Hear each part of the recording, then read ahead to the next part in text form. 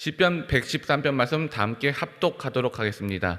할렐루야, 여호와의 종들아 찬양하라. 여호와의 이름을 찬양하라. 이제부터 영원까지 여호와의 이름을 찬송할지로다. 해 돋는 데부터 해 지는 데까지 여호와의 이름이 찬양을 받으시리로다. 여호와는 모든 나라 위에 높으시며 그 영광은 하늘 위에 높으시도다. 여호와 우리 하나님과 같은 자 누구리요? 높은 위에 앉으셨으나 스스로 낮추사 천지를 살피시고 가난한 자를 진토에서 일으키시며 궁핍한 자를 거름 무더기에서 드셔서 방백들 곧 그 백성들의 방백들과 함께 세우시며 또 잉태하지 못하던 여자로 집에 거하게 하사 자녀의 즐거운 어미가 되게 하시는도다. 할렐루야. 아멘. 효행복 교재 보도록 하겠습니다. 효행복은 11월 21일 스스로 낮추시는 하나님입니다. 오늘 요절 말씀부터 보도록 하겠습니다. 여호와 우리 하나님과 같은 자 누구리요? 높은 위에 앉으셨으나 스스로 낮추사 천지를 살피시고. 시편 113편 5절 6절 말씀. 아멘. 내용 보도록 하겠습니다. 나의 낮고 낮은 모습 때문에 모든 나라와 하늘보다 높으신 하나님 앞에 감히 설 수 없다고 생각하는가? 하나님은 사람들에게 다가가기 위해 스스로 낮추시는 분이다. 스스로를 낮추신 하나님은 사람들이 신경조차 쓰지 않는 낮고 낮은 자들에게 찾아가서 그들을 돌보신다. 구약시대의 사회로부터 소외된 사람들은 잿더미나 퇴비 위에 살며 낮에는 구걸하고 밤에는 잠을 잤다.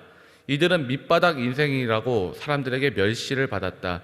하나님은 가족들에게조차 버림받은 이들을 스스로 낮추시면서까지 찾아가서 함께 해주신다. 아무리 비천한 자라고 할지라도 하나님이 함께 하시면 그의 인생은 반전된다. 하나님은 비천한 자와 함께 하시며 그들을 사회의 상류층 인사들과 한자리에 앉을 정도로 높이 세워주신다.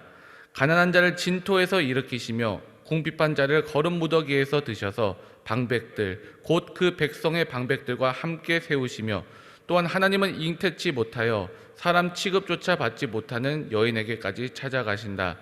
찾아가셔서 자녀를 주심으로 그 여인이 즐거운 어머니로 당당하게 살 수 있게 하신다. 하나님은 우리의 조건, 업적, 헌신에 따라 응답하시는 분이 아니다. 하나님은 우리가 아무리 낮고 천하다 할지라도 사랑하신다. 시인이 경험한 하나님은 바로 우리의 하나님이시다. 그 하나님께서 우리에게 가장 좋은 것으로 주신다. 세상에 주눅 들지 말고 당당하게 살자. 아무것도 염려하지 말고 이제부터 영원까지 해 돋는 데부터 해 지는 데까지 언제나 어디서나 하나님을 찬양하며 살자. 아멘. 시편 113편은요 할렐루야에서 시작해서 할렐루야로 끝나는 찬양시입니다. 신앙생활이란 무엇인가? 신앙생활은요 하나님을 찬양하는 것입니다. 하나님 찬양하는 것이 신앙생활의 본질이고 핵심인 것이에요. 7절 말씀에 보면은 거름 무더기라는 말이 나옵니다. 이렇게 거름더미 인생이라 할지라도 하나님을 찬양하면 하나님께서 존귀하게 만들어 주신다라는 것이에요. 오늘 말씀의 핵심은 찬양이에요. 거름더미까지 떨어진 사람을 찬양을 통해서 어떻게 높이시는가에 대해서 기록되어 있는 것입니다. 여러분, 실패한 사람들, 절망 가운데 있는 사람들, 그리고 가난하고 명예를 다 잃어버린 사람들, 병들어서 쓰러져 있는 사람들, 이런 사람들이 어떻게 일어설 수 있겠습니까? 할렐루야, 찬양하라. 여호와를 찬양하라. 그렇습니다. 이런 찬양을 통해서요 거름더미 같은 상황 속일지라도 일어설 수 있다라는 것이에요. 그러기에 찬양에는요 힘이 있습니다. 찬양하고 기도하는 가운데 하나님의 능력이 임하는 것이에요. 찬양에는 권세와 능력이 있습니다. 우리의 힘으로 해결하지 못하는 일들을요 해결하는 능력이 있는 것이에요. 거름더미란 게 무슨 말입니까? 쓰레기장이란 이야기예요. 오물덩어리라는 거 아니겠습니까? 거름더미 같은 인생이라 할지라도 하나님을 찬양할 때 하나님께서 들어 높여 사용하신다라는 것이에요. 이러한 오늘 말씀을 함께 살펴보도록 하겠습니다. 우리가 1절부터 3절 다시 한번 읽어볼게요. 할렐루야, 여호와의 종들아 찬양하라. 여호와의 이름을 찬양하라. 이제부터 영원까지 여호와 이름을 찬송할지로다. 해 도는 데부터 해 지는 데까지 여호와 이름이 찬양을 받으시리로다. 누가 하나님을 찬양하는가? 하나님을 사랑하는 사람입니다. 하나님을 사랑하면요, 찬양하게 돼 있는 것이에요. 우리가 누구를 사랑하면은 이야기를 하게 돼 있잖아요.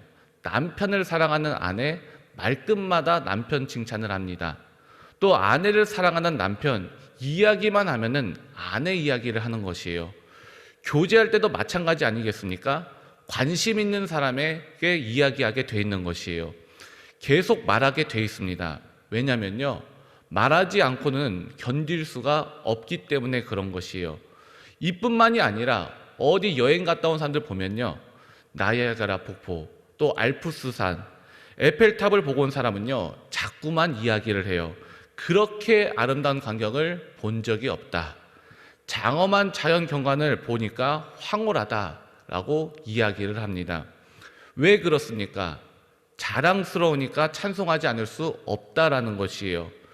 우리가 교회를 사랑하면은 교회를 자꾸만 자랑하게 되고 찬양하게 된다라는 것이에요. 그래서 사랑은요, 자랑이며 찬송의 본질은 하나님 사랑에 있는 것이에요.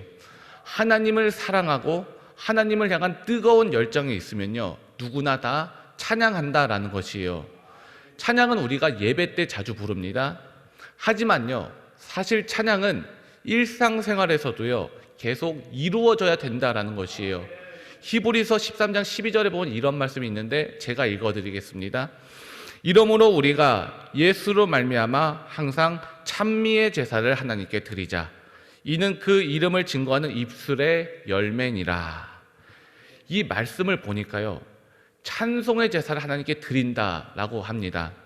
그리고 이것이 무엇이 되느냐? 입술의 열매가 된다라고 말씀하고 있습니다. 이게 무슨 말이냐? 찬송하는 것은 결코 헛되지 않는다라는 것이에요.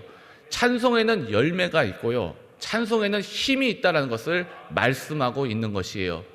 사도행전 16장에 보면 바울과 실라가 전도를 하다가 이제 빌립보 감옥에 갇혔습니다. 근데 국회에 닫혔던 그 감옥 문이 열렸어요. 누가 열었습니까? 바로 하나님께서 열어주신 것이에요. 바울과 실라가 찬양을 하며 나아갈 때 그 찬송을 받으시고 하나님이 열어주신 것이에요. 그것이 바로 찬송의 능력인 것입니다. 그러므로 집안 분위기가 무겁고 어둡거나 두렵고 불안할 때 불안해하지 마시고 찬송하시기를 바랍니다. 여러분의 가정뿐만이 아니라 직장이나 일터에서 어려운 일이 생기거나 영적으로 눌려 있다면요, 예배를 드리시고 힘차게 찬양하시기를 바랍니다. 하나님께서 반드시 역사하십니다. 찬송에는 힘이 있고 능력이 있기 때문에 그렇습니다. 찬송하면 슬픈 마음이 기쁨으로 바뀌게 되고요, 찬송하면 약한 사람이 강해지고, 찬송하면 일에 손이 잡히지 않는 사람도 일에 능률이 오르게 되는 것입니다. 또한 내가 찬송하면 다른 사람도 그 찬송을 듣습니다. 찬송은 다른 사람에게도 힘과 용기를 준다라는 것이에요. 그러므로 성도들은 찬송을 잃어버려서는 안 됩니다. 항상 찬송하는 믿음의 자들 다 되시기를 바랍니다. 그렇다면 누가 찬송하게 돼 있는가? 1절에 보면은 여호와의 종들아 찬송하라 라고 기록되어 있습니다. 우리는 여호와의 종들이잖아요. 주인에게 하는 의무 중에 하나가 무엇이냐? 찬송이에요. 베드로전서 2장 9절에 보면 이런 말씀이 있습니다. 제가 읽어드릴게요.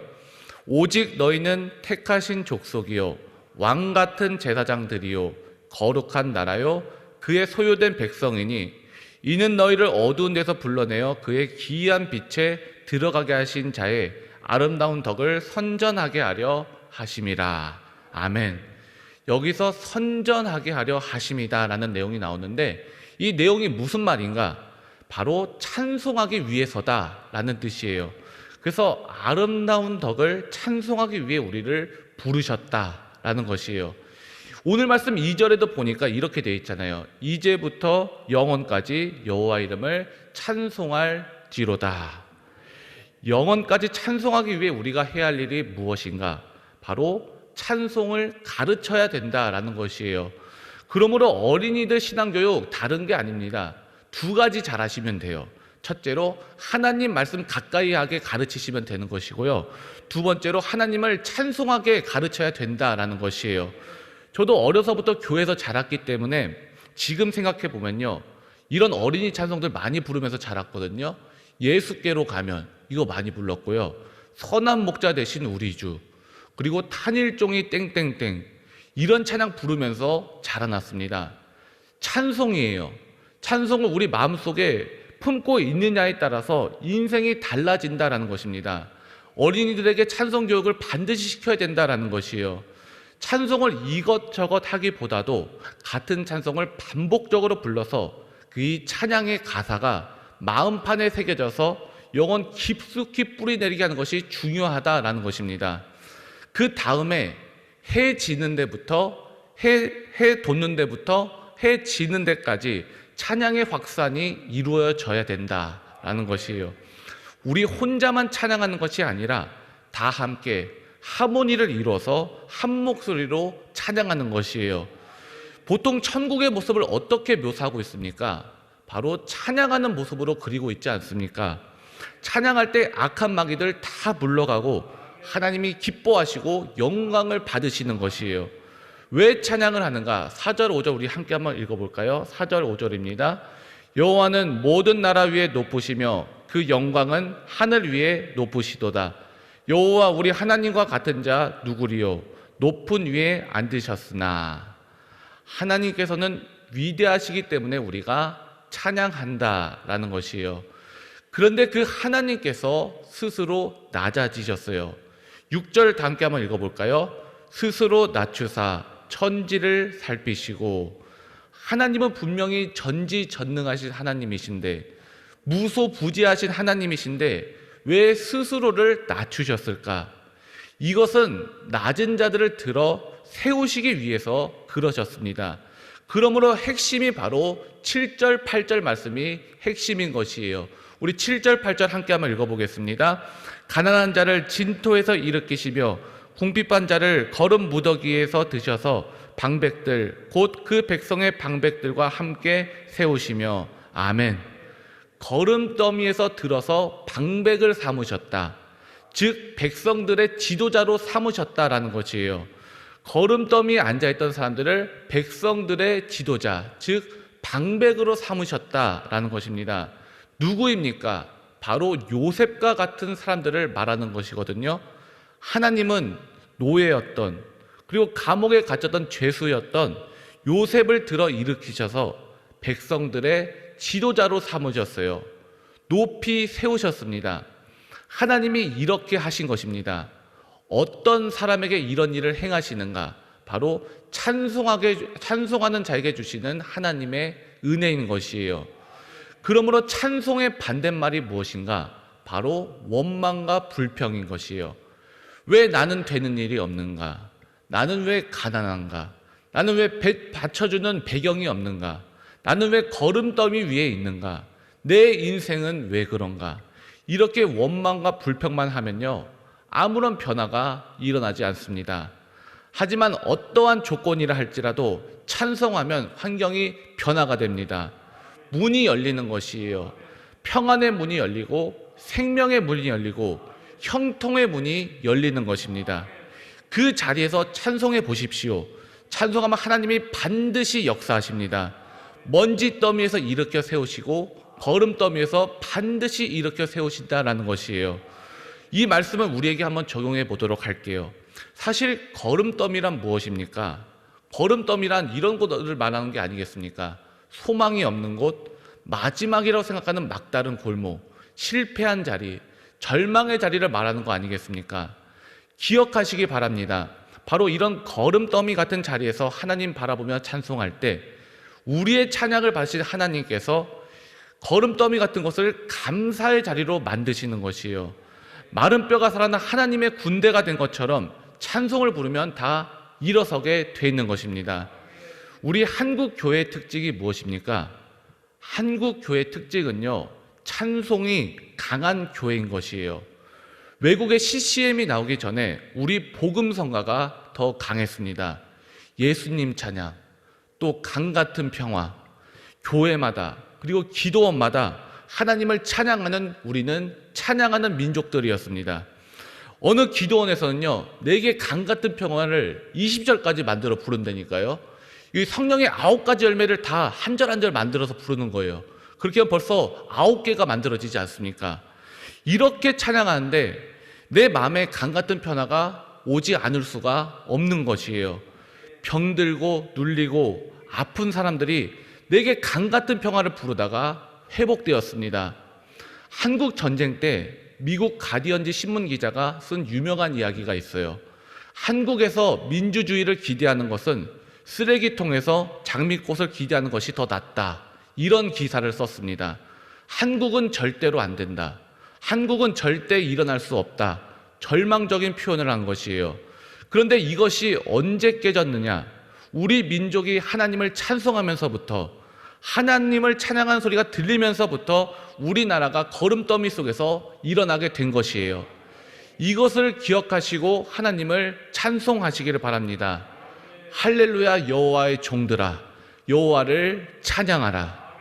하나님을 찬양할 때요, 절망에서 소망으로 바뀌게 하시고요, 슬픔에서 감사로 바뀌게 하시고, 아픔에서 치유와 회복으로 변하게 하여 주실 것입니다. 교회도 마찬가지입니다. 우리 교회 안에서 찬양 소리가 울려 퍼질 때, 요즘 코로나19로 인해서 또 여러 가지 사회적인 전반적인 분위기에서 한국 교회는 이제 무너졌다, 한국 교회는 이제 쓰러졌다라고 이야기하지 않습니까? 하지만 우리 안에서 찬양 소리가 울려 퍼질 때 사탄의 견고한 진은 무너지고 많은 영혼을 구하는 능력 있는 교회가 될 것입니다. 이 찬양을 통해서 교회와 가정과 이 땅에 하나님의 나라를 이루어가시기를 주의 이름으로 축원합니다. 기도하겠습니다. 하나님 아버지, 오늘도 우리를 예배의 자리로 인도하시고 하나님 앞에 예배하고 찬송하고 기도하게 하시니 감사합니다. 우리가 어떤 상황에 있을지라도 하나님을 찬양하길 원합니다. 주께 영광 돌리기를 원합니다. 하나님 찬양하며 나아갈 때 거름더미에서 일으켜 세우시고 절망에서 소망으로, 저주에서 축복으로 변화시킬 줄 믿습니다. 이러한 은혜가 우리 삶 가운데 나타나게 하시고 찬양의 능력으로 세상을 이기며 살아가는 승리의 주의 자녀 되게 하여 주시옵소서. 예수님의 이름으로 기도드립니다. 아멘.